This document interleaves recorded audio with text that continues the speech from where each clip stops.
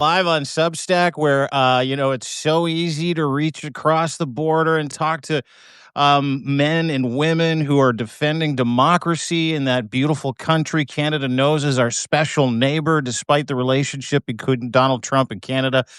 We still love Americans. Lev has quickly become an American hero and a buddy of mine. And he yesterday I'm on Substack, couldn't get away from you. Today I'm on Substack, and I'm like, there's Zev with Alex, voice of Ukraine. There's Zev with Malcolm Nance. Lev. There's Lev with Michael Cohen doing something raw and unfiltered. Like every time I was on Substack yesterday, boom, there you were going, here's the real fucking scoop. And so I sent you a quick text and I'm like, I need to get the voice of Lev Parnas into the ears of Canadians. We've got about a 60-40 split, 60 in the United States, 40 here in Canada, tens of thousands of subscribers. But you captivated people. And I've never had more people say to me, hey, can you bring him back? Can you have Lev back? I really enjoy listening to him. And it wasn't so much the insider mind-blowing nuclear intel that you have, which is now resulted in you being number one in Substack and world politics, number one.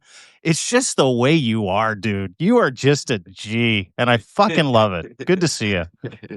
I love you, Dean. Your show is incredible, and we love Canada. We have such a big Canadian subscription base, following base. It's so amazing to watch how Canadians are out there supporting us, man. And it's always been like that. Us in Canada, it's the same people. Just like Ukrainians and Russians were always the same people until you had a madman like Putin that tried to disrupt it. And now we have a madman like Trump is trying to do the same thing with us. So we can't let that happen. We can't let, because what Trump and Hegsack and all of these maniacs are trying to do cannot affect the people. You just call him Hegsack? You just called him Hegsack. To let you know. I've been hanging out with Michael Cohen too long. When you're with Michael Cohen, you pick up all these one-liners. And he spent so many years with Trump. I call Trump Donnie 2 weeks. I stole it, by the way. I gave you credit. I'm like, my boy Lev Parnas calls him Donnie 2 weeks. So in a couple of posts, I called him Donnie 2 weeks. Dude, I love when you and Michael Cohen go off. When you and Malcolm Nance and Michael Cohen in the unfiltered, raw, unplugged Substack exclusive get going, I seriously screen share it onto my television from my phone, and I shut everything off because it's gnarly, dude. Like Michael Cohen has a mouth on him that no one appreciates more than me, than an old shock jock from Canada.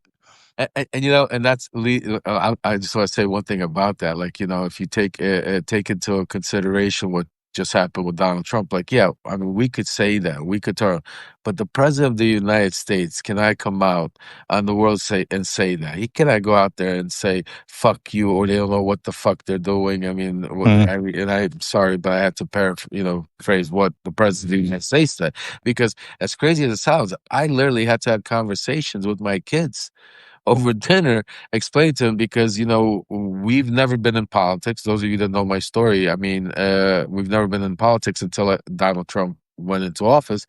But now my family is very into politics. My son is out there, number one. Aaron is the news. Dude, I read that Rolling Stone article on Aaron Parnas. It was huge. That was huge, right? He's massive. I like the way they say he's better than Joe Rogan. You know what I'm saying to you? And he is, because there's no bravado when it comes to Aaron, your son, Aaron Parnas, Parnas Perspective. Everybody should subscribe to it. He's great.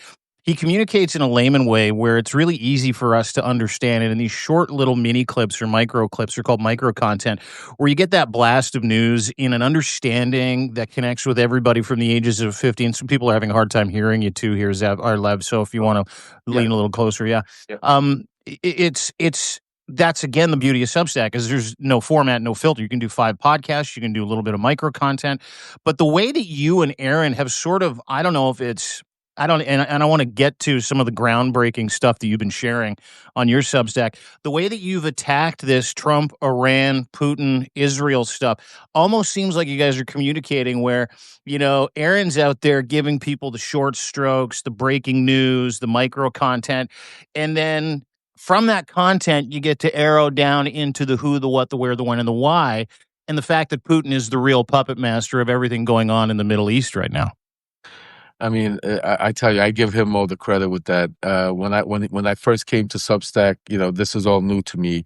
I've never been involved in social media at all. I used to, I'm a business guy. I'm behind the scenes, usually do my thing, Yeah, and watching Aaron, really take a handle and find that niche. And I think the niche yeah, that he really provided, like you said, is we're used to watching the media. And first of all, independent journalism, where you're not getting it one side or the other, where you're getting the truth. Where it's not like Fox or the CNN, where it's driven one side or the other. But also that he was able to give it in such a way where it was these, like you said, little clips quickly within 1 minute, 2 minutes, he could give you literally the full breaking news outlet in a way where you could understand it, digest it, and move on with your day without waiting and spending an hour listening to some news, giving their yeah. opinion.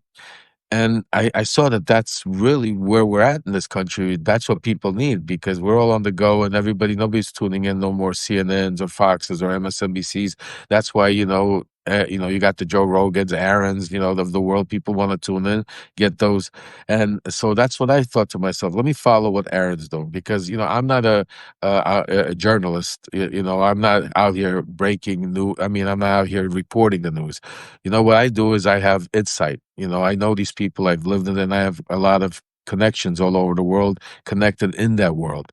So I said, let me take what Aaron's doing and give the other side of it by giving the people an inside look so they Yeah, understand. you do what Aaron's doing, but you pull back the curtain a little bit, right? Yeah, Exactly. So I'm yeah, so I'm trying to give that same, instead of writing one long letter, or have one long Substack. I'm trying to do it all day, in maybe a shorter form, letter writing, or a shorter form video, but giving it the context, explaining what the breaking news. So if Aaron breaks the news, or the Midas guys break the news, I'll hmm go out, or they report the news.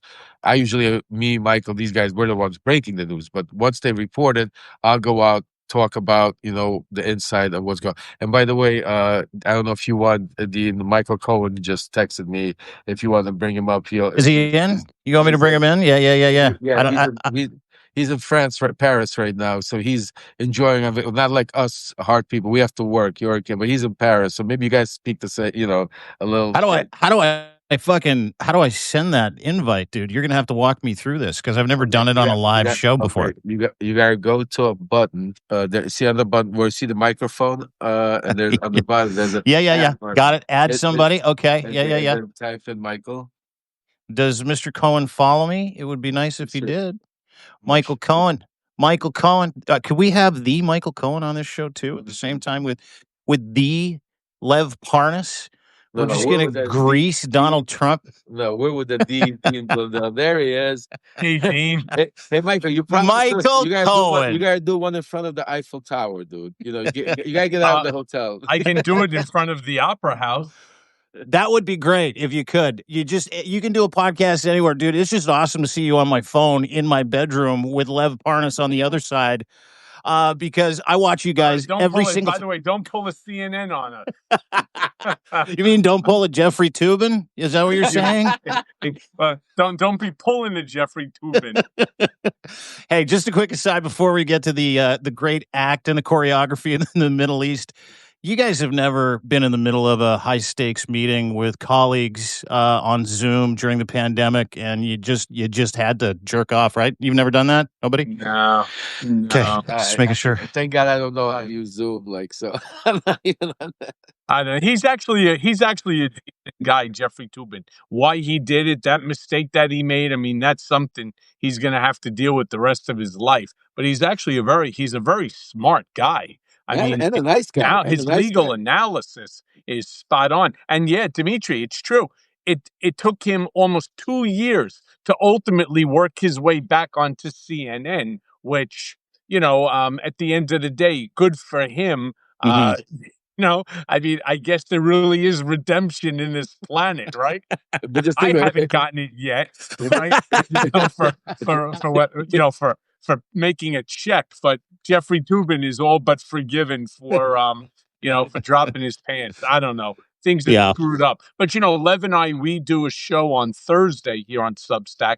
It's called Unleashed with Hmm. Malcolm Nance. the three of us do it. And yeah, we do. We break news because, we got to have you on also at one point in time. I'm Yeah. in. What ends up 100%. happening is there's few people that really understand the game better than Lev, or myself for that matter. Malcolm, coming from the world of national intelligence as a spy for 4 decades, he brings in a different perspective. But Lev, with his perspective on working as part of that process that the former administration was involved with, and myself, having been literally the guy at the seat next to Trump for a decade and a half, I understand, as Lev does, a perspective which is very different than anybody else, because nobody, and I'm not saying it because we have some sort of an intellect far beyond that of mortal men, right? It's simply because we've been in the room, we lived the room, we actually owned the room. So yeah. Oh, by the way, you're in Toronto. Yes, sir. Yes, sir. I am. Yeah. Half my family live in Toronto. Hey, can I do some breaking news on Yeah. the show? Oh, let's Dude, do it. yeah. Let's do it, Mike. Ladies and gentlemen, Michael Cohen, Can I former do some Trump. breaking news. Breaking news for Michael Cohen on the All right, podcast can today, we everybody. Lev? Can Yeah, we get yeah. a drum roll, please? Let's go. I became a Canadian citizen yesterday. Hallelujah. Oh, shit. Yeah, Hey. I have dual citizenship. I am Welcome. my father is Canadian, gave up his citizenship. Half my family live in Toronto. Still. Chances are, I bet you I mean, my dad spent most of his youth life in Downsview, Yep. living in the area of Palm Drive by, Spadina and all that whole area. Originally when he first came to Canada after Poland, being a Holocaust survivor, he had his place that his father owned was on DRC Street, where he had a kosher butcher, shop. That's what they were in Poland. Yeah. After, before, of course, being put into the camps and then ultimately liberated, obviously at the end of the war. So yeah, they ended up in Toronto, and then my dad came after becoming a head and neck reconstructive surgeon. Came to the United States for head and neck reconstructive surgery, and met my mom, who was a surgical nurse, and 4 lawyers later, none of us became doctors. We're all stupid, but 4 lawyers, and that's the American dream, right? But I Yeah. wanted my citizenship, because in 1976, when my dad became a U.S. citizen, he had to surrender his citizenship. Yeah, you couldn't have dual back in the day. Yeah. You could Yeah. not.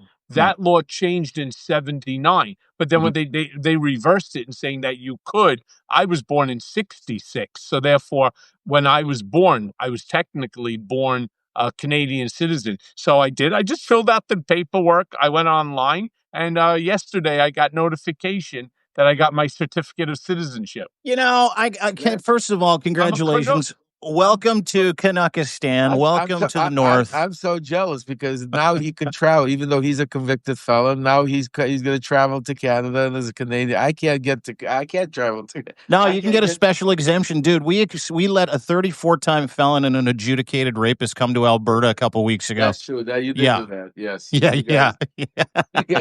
Yeah. But listen, Michael, let me ask you a question. What was the impetus for this? Was it this idea that you just wanted to take advantage of your Canadian heritage? What is it? Hey, listen, I want to lock arms with my brothers and sisters up in Canada, democracy-loving brothers and sisters up in Canada. Everybody here in the chat is jealous. What was the impetus? It's a combination of all of that and more. First of all, I was very taken back by my former boss and my friend. The fact that he was making so much fun of Trudeau as the governor of what should be our 51st state. I called my cousins and I said to them, look, the Canadian dollar is so weak. compared to the US dollar. Maybe it makes sense for you guys. And he goes, Michael, we're never giving up our national, our heritage and so Yeah. on under any circumstance. And the fact that Trudeau doesn't, really go head to head with Trump will ultimately cost him the prime ministership. And it did. It did. A lot of people were offended by the statements, and there's no reason for it. Canada being our closest ally, our neighbor, our cousins. There are that it's my first cousins. We were just It's talking about that. We started off with that. That's exactly what we started off with saying. yeah, It's like we're the same. you don't do things like this, not when we rely so heavily on one another. A lot of people don't know this, but Canada, especially Ontario, that provides basically the entire northeast of the country, the United States, from New York, from Maine all the way to New York. It provides us with electricity.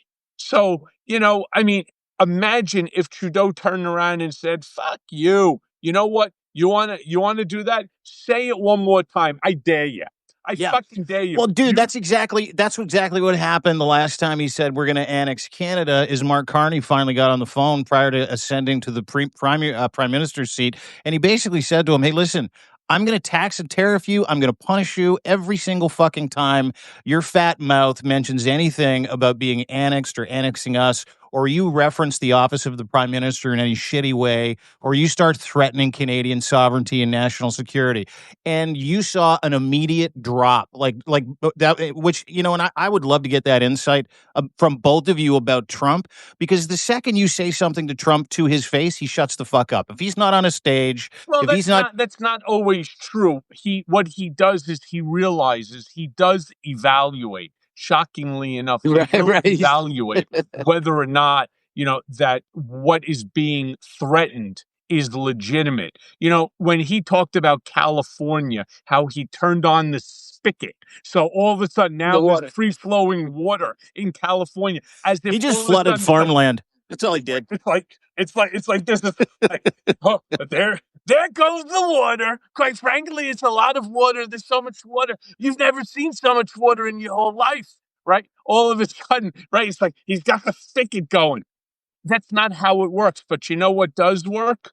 The switch to shut off all the power from Ontario to Yeah. the United States. That is a gigantic, what they Yeah. call a Frankenstein switch, like the ones you saw in Young Frankenstein, where you pull that hammer down. You would Mhm. shut off the light pretty much from Maine all the way past New York. No Mhm. joke. So, Mhm. Trump did evaluate it, and they turned around and they said, maybe you ought to take it easy, right?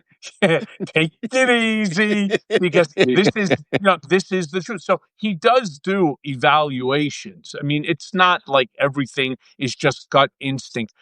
I'm going to tell you, the thing that bothers me the most of all of this, and it really truly does bother me, is the fact that Congress seems to be fast asleep.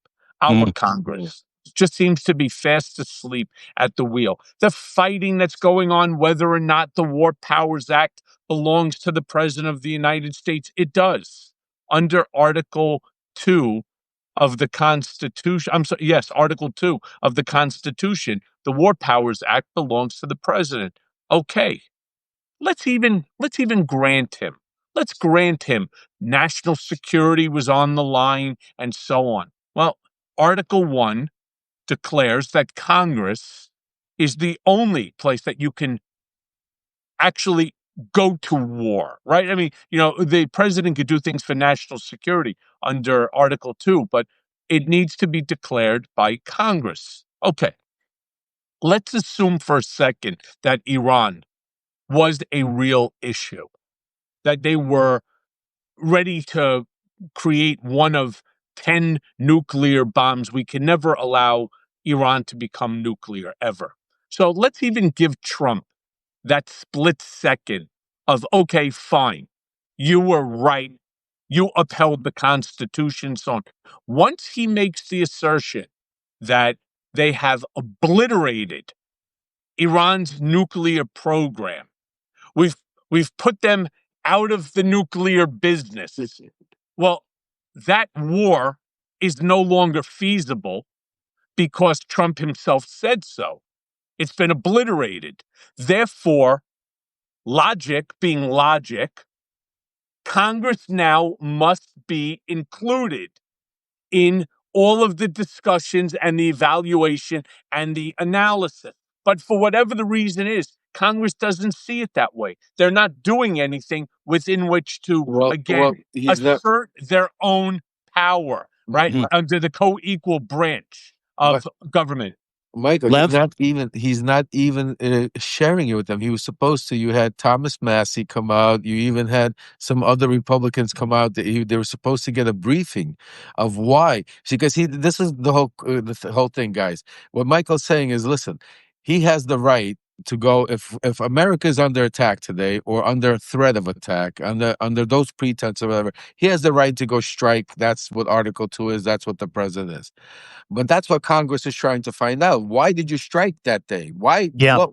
Why did you said 2 weeks? You said this. You said it's imminent. Then you said you're talking. What happened that day? And that's what I brought up, and that's what we've been talking about all this time with Michael, with Malcolm, and on our show is that day was something different. And now what's being uncovered by the New York Times, CNN, and everybody else is what we've uncovered a week ago. What we said is that because it was all choreographed and a lot of the stuff was moved. And like Malcolm said, even if some of the stuff that was stayed behind, that because of the way it was the bombs hit, you have to reevaluate because you still have a mountain on top of a mountain. And you have to take, somebody very smart said on one of the shows, they said, look, how are they getting these assessments? How can Trump say everything is obliterated? Because if you even take Trump's own assertion where he says all the entrances, everything's blown up, it's all destroyed. So how can they go down and check? If it's like, how are they getting this information? Yeah, there's no bomb damage assessment at all from the actual site and the I mean, itself. Yeah. you can do damage assessment via satellite, Right, but via that could on the be. ground intelligence, and so on. He But they didn't. don't have it He there right now. But there is no underground intelligence, right? That's the No, whole thing. but they do have the satellites within which to make Correct. certain determinations. They're able to use what do you call it? A heat sonar and so on, and so they have ways of making significant determination, also air quality, because when you end up, that stuff burns very hot. So There's they no do leak. have certain ways, Right, but but they there's no didn't have leak. enough time to do it. It's No. just not enough time. Trump Well, came out and he made statements which are not true. And as an yeah. American, as somebody who wants to believe, I really want to believe that Trump was successful in wiping out Iran's nuclear program I for do. fear of not just America, not just Israel, but for humanity. You Sure. can't fight a theocracy like that. And that's my point. Can I make just one last statement? I got to run because I got to start getting dressed for dinner. But Dean, number one, it was a pleasure to be up here with you. Let's do this absolutely again. I want to say to all of my subscribers, please make sure that you subscribe to Dean's Substack and to Lev's. If you're a Lev or a Dean, you want to subscribe to mine. It's The Real Michael Cohen. We need to build the community. Lev and I talk about this, I think, ad nauseum, more than anybody out there. And I really wish that Substack would help us. I really do, because TikTok is a fucking failure to the nth degree. All right. They're so afraid of Trump shutting them down. If we had this conversation right now about Trump, I would be getting at the bottom of their community guideline Shadow ban. violations. Yeah. We are Yeah. not getting that on Substack, but Substack, they have their handful of folks that they play with. Everybody else is sort of secondary, right? I don't agree with it. I don't think there are enough people, Dean, like yourself, Lev, myself, that have the ability to generate large audiences. But we have about 1,000 people in here. Bullshit. We should have 10,000 people. And then we would selfishly say, not 10,000, each and every one of you. You see that little square with the arrow over there? That's a share button. You keep smashing, number one, the heart, which you're doing. Thank you. But that little square with the up arrow, that's how you share this program right now with friends and family. All right. Mm. Listen, Guri, I don't care if you like me or not. I truly don't. Right? It you don't mean anything to me. My goal here is to educate. What you think you know, I forgot 12 years ago in my third year being with Trump. So, I love the trolls. You guys are great.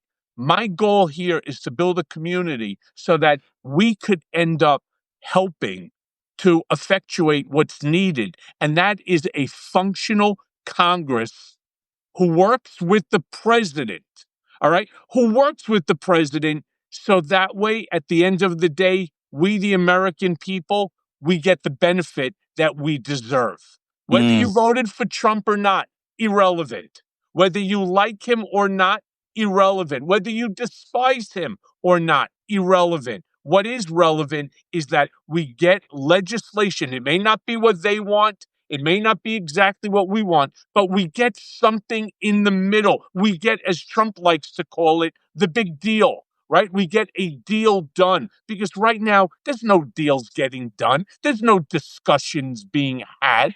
Everything is either I win, you lose, or you lose and I win. I mean, that's not the way to govern. You can't. What happens when you try to do it that way? All you get is massive litigation, which every single one of Trump's. You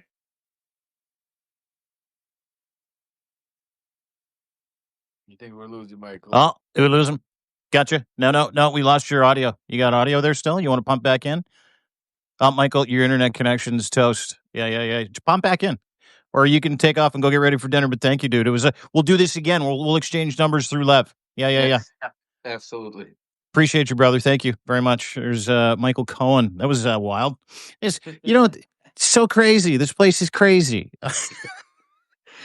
Yeah, you never know. When you go live, you never know. But that what? Yeah, we just literally, dude, we just were in the middle of just shooting the shit. We were talking, kind of getting into the Iran, Israel, Putin, puppet master Trump stuff. And you're like, Michael Cohen's watching. You want to jump on? I'm like, sure. Donald Trump's former lawyer and Donald Trump's former business associate / aide on the same podcast. Why the fuck not? And then he just gets on here. He starts spitting hot fire. We make fun of Jeffrey Toobin. And then we start leaning into the building of a community of like-minded people. And then someone's like, I don't like you. And he's like, fuck you. I don't like you either.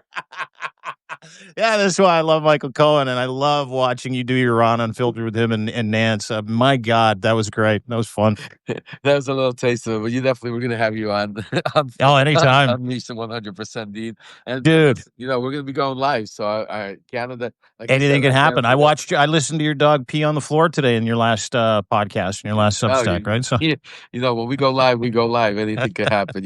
That's the beauty of Substack and going live. That there's no scripts, no pre-show. You get it the way it is, and and that's why I have to agree with Michael on a lot of things they said when it comes to building the community, because like we were talking about breaking the news, talking about giving the insight, we're talking about that is extremely important right now, because one of the things we're trying to do is defeat Donald Trump to save our democracy.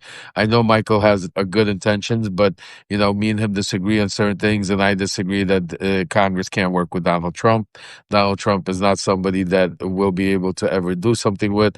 Donald Trump has gone way and beyond. He is in a different world, different things now, totally out of control, and there's a lot more that's with that. But on the overall aspect of it, yes, we should, like Michael said, 100% have Congress get involved.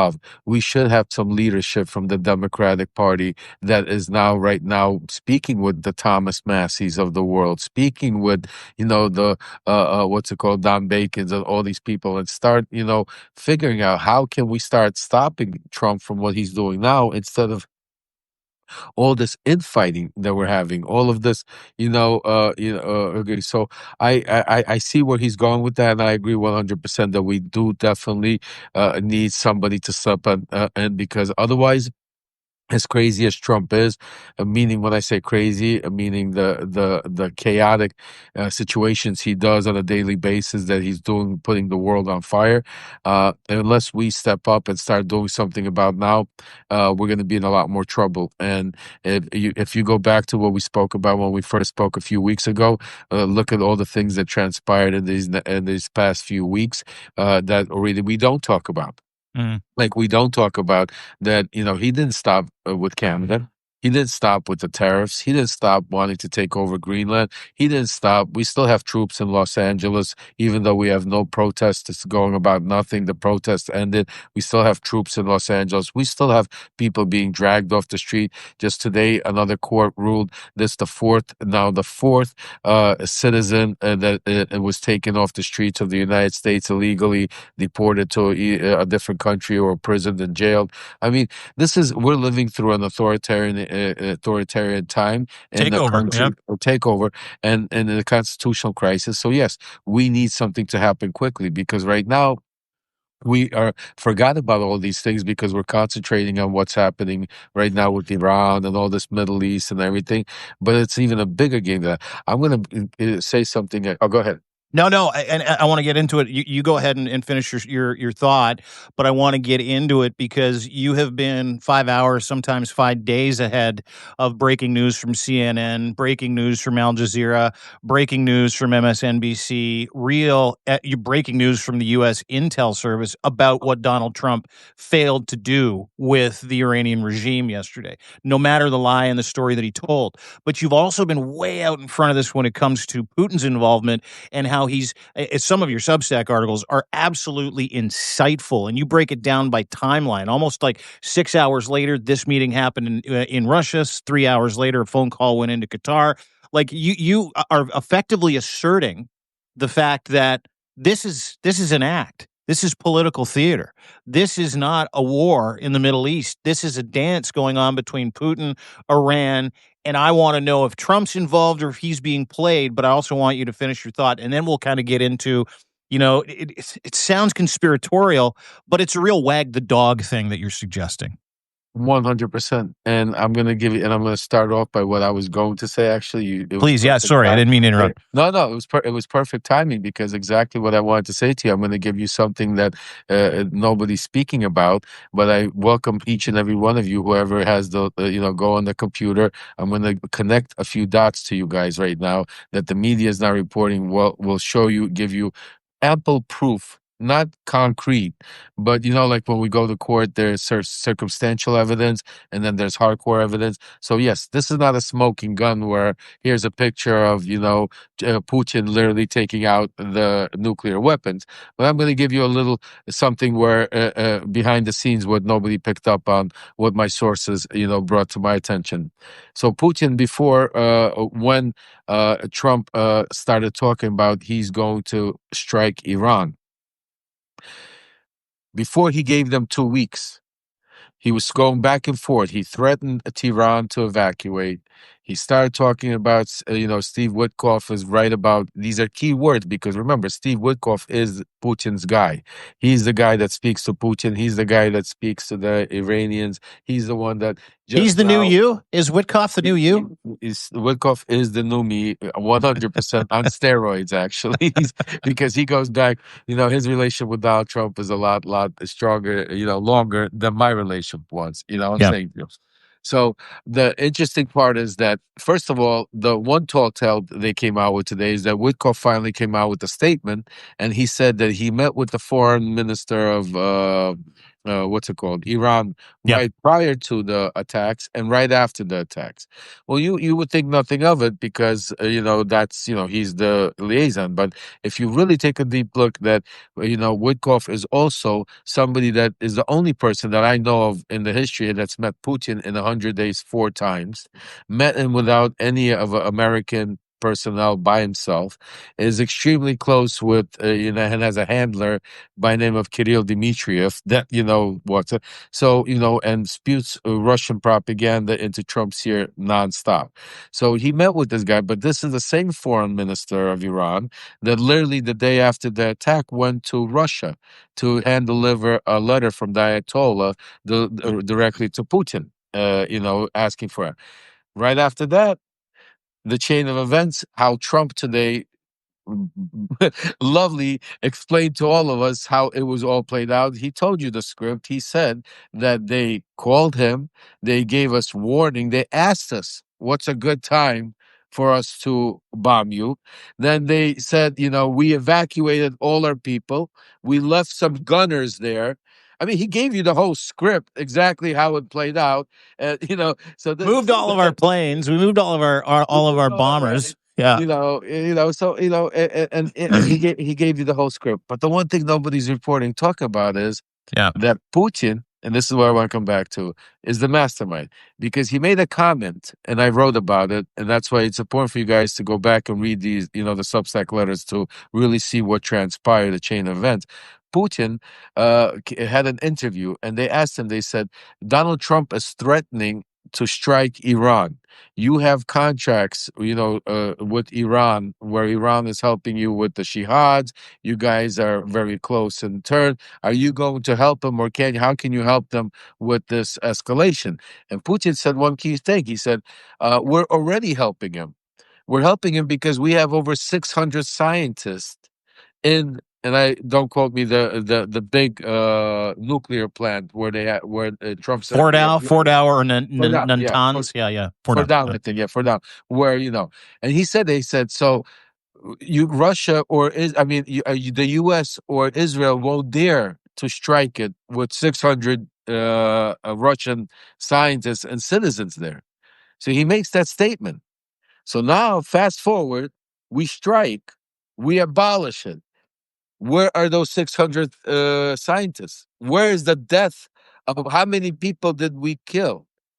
Have you noticed that there's no, we're not talking about how many people died in these attacks, like Yep. scientists, Yep. personnel?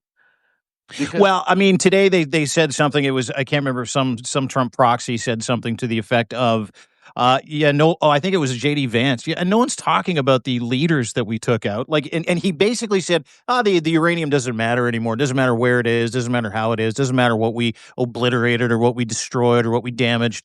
The real damage was we took out some military leaders. Like, they have completely changed. They've let the cat out of the bag and changed the focus, the premise, and the principle behind the idea that they needed to strike Iran before they got access to a nuclear weapon.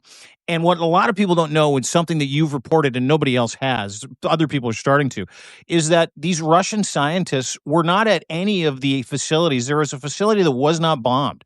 They were not at any of the facilities that were bombed, and days prior to the actual bombing, between 15 and 17 trucks showed up, went into a tunnel, pulled everything out. And Iran rubbed it in Trump's face yesterday, or America's face, someone's face, or as part of the choreography, or they just got the memo that they needed to put this out. Not only are we still enriching uranium, you didn't get all of it. We moved it all ahead of time. And they used the word planned ahead because of Donald Trump's Truth Social post. Back. But today they walked out because they did. Because Putin kicked their ass. Because Putin's coordinated. I started telling because he said, "Listen, if you keep talking like that, they're going to strike you again, and they're going to go after." Because Putin is manipulating this thing. Because what did Trump say today that it was so crazy that the media is nobody's talking about? Trump today confirmed finally saying that Putin wants to take over not just Ukraine. He wants to go into Baltics. the Baltics and Poland. He literally said it today. This is what this is about, guys. This all choreographic is to give Trump a win. I know it sounds crazy, but you're going to see it play out as the days go on, because there's a lot more stuff that's going to come out. Because, see, they have some wild cards. See, the one thing that they can't control, that is like when Putin can't, Trump can't control Vladimir Zelensky. He used to control him to a certain degree, because and then he lost that control, and now Zelensky became a wild card. The other wild card and joker in this whole thing is Netanyahu, Israel. They can't control because there's too much. Like, see, Putin has more control over Iran because basically he allowed them to keep their nuclear weapons. He's helping them still financially. Iran, if you take a look at what's happening in the Iranian media, they're screaming, chanting that they've attacked and responded to the great Satan, the United States. We've won the war, and life is beautiful. The Ayatollah is still somewhere in hiding, you know what I'm saying to you. And we have this whole thing. But what I said earlier today on a different show, it's like a Band-Aid, but a Band-Aid on like a wet surface, you know, that's is already coming off. That's going to literally just fall off at any minute. Because the one thing that Trump doesn't take into consideration with all of it, because all of this he did it as a business deal, is that there's also a lot of years and years, not only religious, but also territorial land. I mean, so many other things in place that it's just because the media cycle is moving so quickly that is not being talked about. Yeah. All the other the Muslim world, the Arab countries, what's going on, how they're going to respond. Israel, I mean, Trump literally. I'm told that people say that he screamed at Netanyahu. I'm told he begged Netanyahu to turn those planes around because he needed to that win so badly. And the other thing that I'm going to tell you, Dean, that I'm hearing that why Trump did that whole peace thing and pushed them, because that was supposed to take longer, is because of the cracks he's having in Mega. Mega is falling apart. He's lost Bannon. He's lost Tucker Carlson, Elon Musk. He's losing and what Marjorie Taylor Greene. I mean, you really got to fuck up to lose Marjorie Taylor Greene. You got to do some real shit to lose Marjorie Taylor Greene. I mean, that's one thing I could have never what's it called. But you know, he's starting to lose the other side, because now you got to understand he has a very big pro-Israel. Very big pro-Israel mega connection, and the way now he went after Israel, telling them to stop. So now what the media is not reporting on, and I go on these social media platforms and I'm on all of these debates and all that, that now they're turning on him. So when Michael says, and when I say that the time is now to act because the cracks are there, the moments are there to, I mean, just think about this. I want to read an exchange of posts on Twitter between the vice president of the United States and one of our top Republican congressmen that was hardcore mega, folks, hardcore mega. Okay. So JD Vance tweets out today. He says, "I wonder if other vice presidents had as much excitement as I do." And he puts this laughing sign, right? So Thomas Massey responds, not the Democrats, not some trolls. Thomas Massey, one of the top Republican, responds, why don't you ask Mike Pence about his last month in office?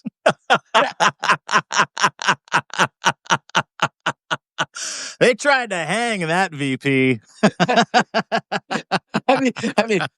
This is we're having played out in the whole world. So when I say there's cracks, I mean, Dean, I mean you could put a 18-wheeler through them. I mean So let me. I know, and you know, there's so much to unpack there, but I need to start unpacking some of it because you're on the tip and you're way ahead of the curve when it comes to inside information. We've only got about 15 minutes left. I know you got another Substack live to do after this, maybe 6 or 7 more. I might see you all night long, dude. You might go. You should put a mini fridge in your office. I feel like that. Thanks you to my should. wife. If it wasn't for her, I wouldn't be able to. Yeah, well, the kids in the background. I know, and I heard she had to take the dog after he peed on the floor in your last podcast too. So you say this is choreographed distraction. You've described the Israel-Hamas war as choreographed. You've kind of laid out who you believe is choreographing the crisis, obviously Putin. You've talked about the axis of impunity in your Substack post, Putin, Netanyahu, Trump. They're not stopping World War III. They're running it. It's a great piece. You should go to lev.parnas.substack.com or levparnas.substack.com and check it out.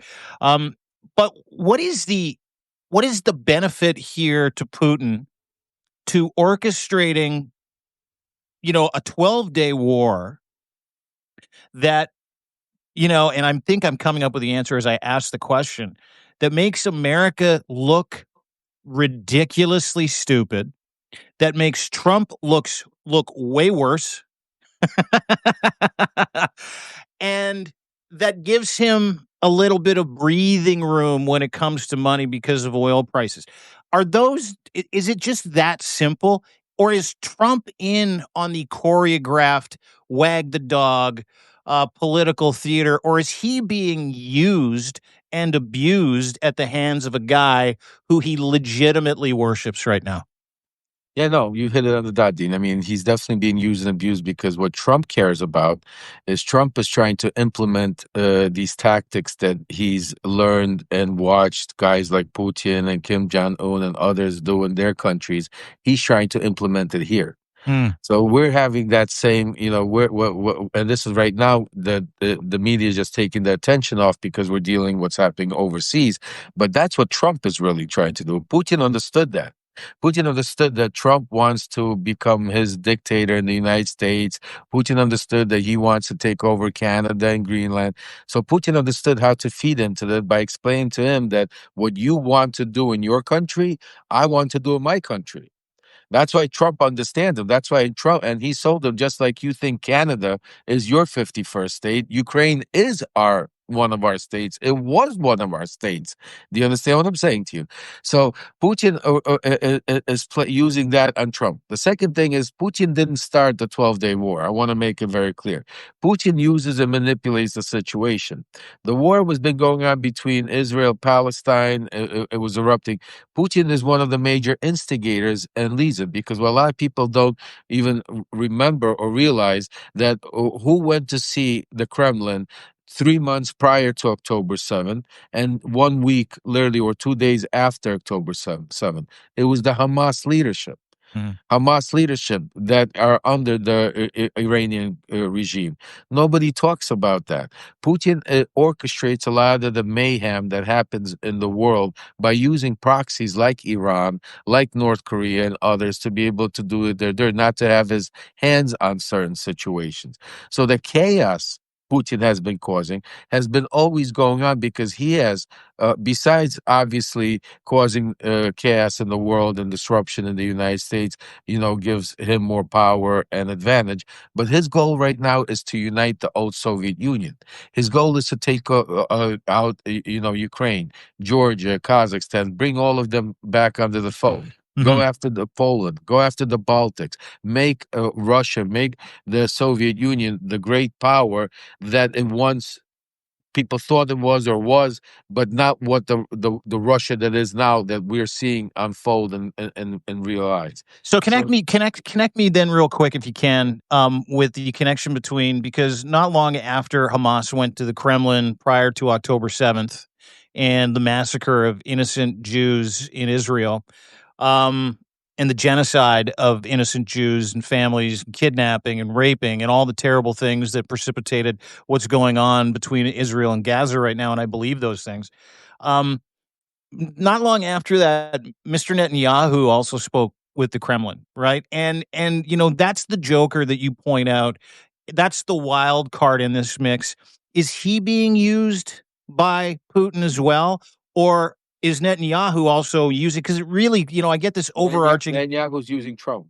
Yeah, I get that overarching theme or thematics or argument from your content and listening to you and reading everything on your Substack. By the way, everybody has to go and subscribe to Lev Parnas' Substack. Paid subs get part of these chats. Lev remembers Story Time with Lev. He does an incredible job of disseminating information that really nobody's talking about, nobody has, because he has these back channels to these people and he understands what's going on in each region and has these legitimate phone calls and conversations. So let me just back that up if I can. Netanyahu is playing Trump. Did he co-opt Trump on behalf of Putin to get involved in Iran? Or was this just a conversation between Putin and Trump where he's like, you should really help Netanyahu. You should go and bomb those facilities while I move all the uranium and we'll just call it fun. No, a lot. No, a lot of the stuff happened because of circumstances, that were playing out, and because this wasn't scripted. Like, and I want to make it clear, like wasn't scripted like years ago or something. Like, no, when we're talking about scripted, we're talking about on the go solutions and resolutions. So when obviously Putin did not want Iran to get invaded and all of this to happen, but Putin can't control Trump either. He plays it, but Trump is also a very uncontrollable. Sometimes goes off the deep end, does things what's it called. So when all of a sudden Putin realized that Trump is going to go after Iran, and you have to take this into consideration. This didn't happen just now, folks. Very important. Again, I'm going to remind you what happened when right after the election, the first person in the White House was Bibi Netanyahu, and they had an incredible meeting, oval meeting, and everything. And at that meeting was decided that Iran was next on the list. Basically, Bibi went to Congress. Everybody was talking about America. Trump was even walking out saying that we're going to take the Palestinian people and throw them all over the world. We're going to have the Riviera on the. Remember all of that? Oh, We yeah. talked about that. But Yeah, that he was said he was all- going to put a Trump hotel there, and they were going to give him Correct. Gaza, and he's gonna like mow it all down, and he's going to put all the Palestinians in their own community. Sounded a lot like apartheid. Yeah, I remember that. Absolutely. So because remember, he's dealing with one situation at a time. Meanwhile, his guy, the Lev Parnas ex, well, we now The new Lev, Steve the new Witkoff. Lev, Yeah, Steve Witkoff. Remember, he's not only speaking to the Middle East negotiator, he's the head, but he's also speaking with Putin and directly. So, but Putin also has another source in our besides people working at the White House. We know the relationship with Tulsi Gabbard. So what happens all of a sudden 60 days ago? All of a sudden, the Tulsi Gabbard and Pete Hegseth, there's a breaking news that Trump decides not to attack Iran, and he's going to give them time. 2 weeks. Donnie, 2 weeks. No, not the first 2 weeks. Not the Oh, first 2 okay. weeks. The next. 60 days that happened. Okay. So that was all done coordinated because Putin was using Witkoff and Tulsi and to be able to explain to him that there's no rush until Iran invaded, and that's why I say Iran. Israel is the wild card. Until Israel started hitting, that's where Bibi pushed Trump into it. Yeah. Israel went and started attacking Iran, wiped it out. You know what I'm saying to you? They said it's time to go. The 60-day deadline was coming up that Trump gave them. Putin knew that now Trump is on the move to go, but that deadline was for them to move the uranium, for them to restock all of that, to be able to start preparing, because they knew that the strikes were coming in any day now. That's why at the last seconds they convinced Trump to do the 2 weeks. Because the 2 weeks, what it basically did is it started lying to the media and putting her. Because if you take a look at my Substack, literally minutes after Trump said 2 weeks, I came out and said my sources say it's going to be imminent within 24 hours, 48 hours. And it happened. I know. I read that. And it happened literally right because it was all a setup for him to already, because everything was already gone. Do you understand what I'm saying? Mm-hmm. And so for Putin right now, he cares about. Listen, Putin is not in favor of Iran having what's it called? Enriched uranium. Yeah. Yeah, Putin doesn't want that either. He doesn't want No. another powerhouse or to deal with.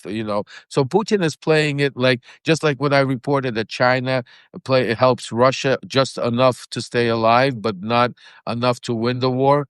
The same thing, just like what the Biden regime did with Ukraine. We gave him just enough to survive weapons, but we didn't give him enough to go out there and win the war. Yeah.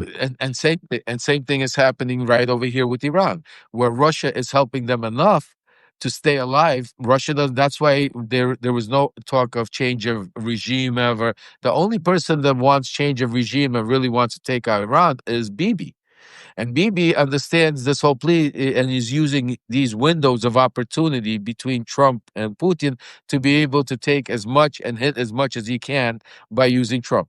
So Trump is being played by Bibi. He's being played by Putin. You know what I'm saying?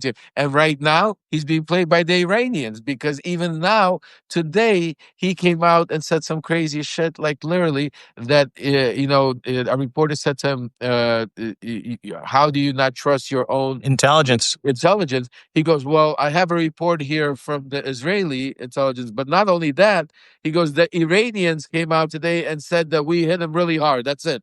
And so, so, so now you're believing the Iranian intelligence over your own intelligence, and I mean, you can't make this shit up. You know, and I'll tell you something. I don't know. We've only got a couple more minutes. Lev Parnas, his Substack, go and subscribe. He is incredible. He's number one in world politics right now. An old Giuliani and Trump confidant. Did some time, understands the assholes involved, and he speaks MAGA. So, it's been nice to be able to kind of get the backstory, because you've been right about everything so far. If you go to his Substack, you can see that. But the one thing that I want to come back to is that last point is how far America's fallen. Watching Donald Trump stand there today at a NATO press conference. By the way, he was rage tweeting all night that CNN is scum and I'm right. And it was total obliteration, which it wasn't. His own intel said it wasn't total obliteration. As a matter of fact, they said they didn't even really think they set the Iranian nuclear weapons program back more than a few months, if indeed that's what they were doing. And that they also said, this is his own intelligence said, by the way, we don't know where 800 fucking pounds of the enriched uranium went, so we're going to have to start figuring that out. And Donald Trump not only dismissed it, he publicly on Air Force One and then today reasserted that he doesn't believe or trust American intelligence. He rather believes or trusts Israeli, Iranian, Russian, foreign intelligence. That is a fucking traitor. That is treason. He is a fucking asset. And for people to sit around and go, oh, maybe he's right, without actually getting on a Substack or talking about it or writing about it or going, hey, fucking alarm bells, somebody, the president of the United States just said he completely distrusts his intelligence apparatus. He completely doesn't believe anything they said about weapons-grade uranium. And instead of just going, yeah, you know what, maybe we need to go back and get them again. Maybe we didn't get all of them, but really proud of the men and women in uniform that conducted that strike. And we're going to have to look into bomb damage assessment. He's like, nope, I'm right. and posted like all day yesterday on Truth Social, Trump is always right. You know, that old fucking hat that he wears. It just amazed. I was breathless watching that this morning. Him say, well, I got Iranian intelligence, I got Israeli intelligence, and fuck American intelligence. I don't believe a word they say. Amazing to me. I mean, Dean, it literally, history repeats itself. If we go back to 2017, he stood on the platform in Finland saying that when asked a question, he said, I don't trust my intelligence about Russia didn't interfere in our elections. I just spoke to Putin, and Putin told me, why would we? I trust Putin, and there's no reason for him to lie to me. Yeah. And he just did the same thing again. And this time it's even crazier, because last time at least you could say maybe somehow there was people in his intelligence that were not on it, but now these are all his people. These are all people that they have purged and he's put in there, and now he doesn't even believe his own people, his own intelligence, his own. I mean, and that's the sad and sick part, guys. It's really scary. Lev Parnas is way ahead of the curve. He is one of my favorite new friends. It's nice to see Canada and America kind of come together for democracy's sake, for the truth's sake. You're not just a whistleblower. You're an activist. You're a journalist. The work you did during the No Kings Day protests was incredible. I watched a lot of that. Everybody, this is a community of people that are trying to move forward, that are trying to be progressive, also trying to be socially responsible, that are sticking up for democracy. Doesn't cost much to become a free subscriber. You just got to hit subscribe and give an email address. That's it. Paid subscribers always make us do a much better job. It's just what happens when we feel like we're beholden to you. And it's the greatest compliment you can pay people like Lev and myself is, you give us your time and you also give us your hard-earned money to produce content and keep you informed. We couldn't be more grateful for it. We couldn't be more proud to be part of your life and to have you spend this kind of time with us today. It's been a solid hour. And again, thank you for everybody's support. People like myself, Michael, Lev, Malcolm get a chance to have unfiltered conversations, ones that get shut down generally on different platforms. And so thanks to Substack. I don't share Michael's hatred for it yet. I'm sure I will. And thanks to you, Lev. Please go to his Substack. All of his content is there. All of his socials are there as well. levparnas.substack.com. Thank you, my friend, for joining me today. Dean, no, thank you. Thank you for having me. Thank you for having, and guys, this is the man, definitely. Anybody that follows me, you should be following Dean. And, he mentioned a couple of times Zev. Zev is his partner. Zev, Yeah. the guy, Zev, Lev, it's like tomato, potato, potato. We're all the same. We're on the same team. Make sure you follow Dean. Make sure you follow Zev. Follow, you know who to follow, who not to follow. And we are, like we said, we're building a community, and it's more than that. This is a movement. This is a resistance. This is a place where we're right now going to let our voices heard. Because the one thing I want to leave you off on, and as somebody that knows Donald Trump very well, I'm going to tell you that. I'm going to look at you and I'm going to tell you right now. Donald Trump is not scared of the media. Donald Trump's not scared of the DOJ or Congress or senators. Who Donald Trump is scared of more than anything is you, the people. Donald scared is scared of the people. So make sure, keep it up. Keep your voices loud. Keep your voices heard. Keep spreading the truth. Keep doing what you're doing. We have more protests lined up. We need to put pressure on our congressman, senator. The cracks are there. The cracks are now becoming holes. Everybody has to do their job, because this is not about now trying to save just our democracy. Folks, we're trying to save the world, because the world is on fire. You have these war people, because just think about it, and I want to live off of that. Yes, this was choreographed, a lot of this was played out, but these are real bombs. Real people are still dying. There's real people that died in Israel and Iran and Palestine and in Ukraine every day, that are dying, while these people like Putin and Trump and others and are playing these games for power, for greed, for oil. So I just want to leave it off to you. That's why now more important. So the one thing you can't do is do nothing. So when we're done here, close your eyes for a second and think to yourself, what can I do? What can I do? And do it. Subscribe, follow, resend a message, call a friend, pass it on, but don't do anything, because history will judge each and every one of us. Dean, thank you for having me, brother. Lev, love you. Talk to you soon, pal. Take care, brother. There you go. Lev Parnas, ladies and gentlemen, on the podcast today. What a guy. God, I love that. Michael Cohen stopped by for a quick cup of coffee. I really enjoyed that too. What a time to be alive.